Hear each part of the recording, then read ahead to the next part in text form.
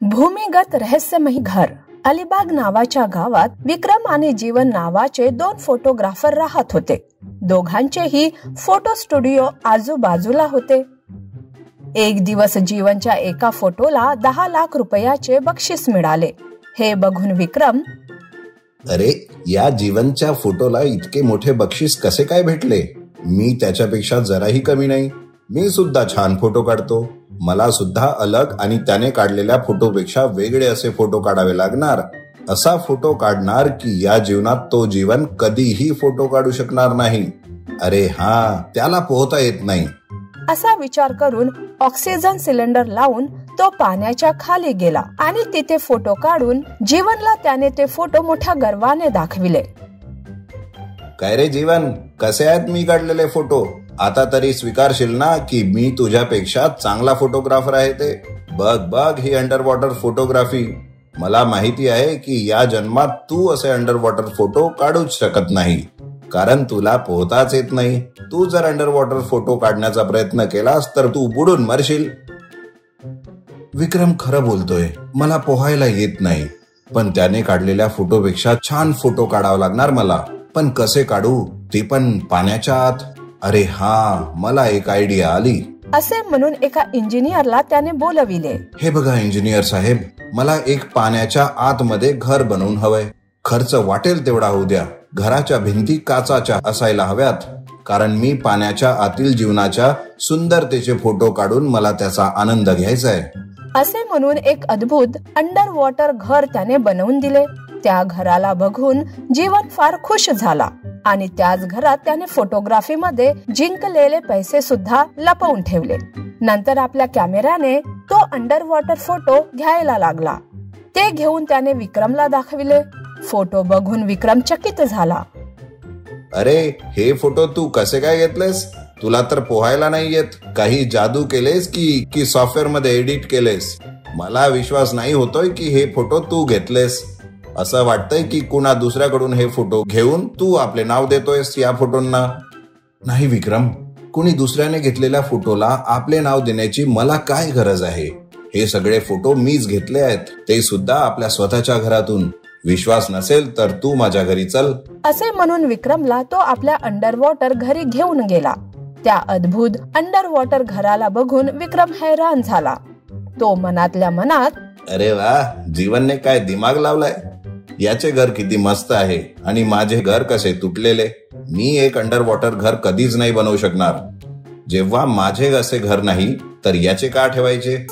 जीवन, तुझे हे under water घर खूप छान आहे, पण या नवीन घराची पार्टी नाही देणार का मला?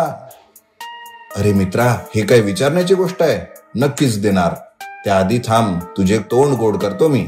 असे म्हणून जीवन लाडू आणायला आत गेला. हे बघून विक्रमने तिथे असलेले लॉकर उचलून काचावर मारू लागला. काच फुटायला लागली. तेवढ्यात जीवन तिथे आला.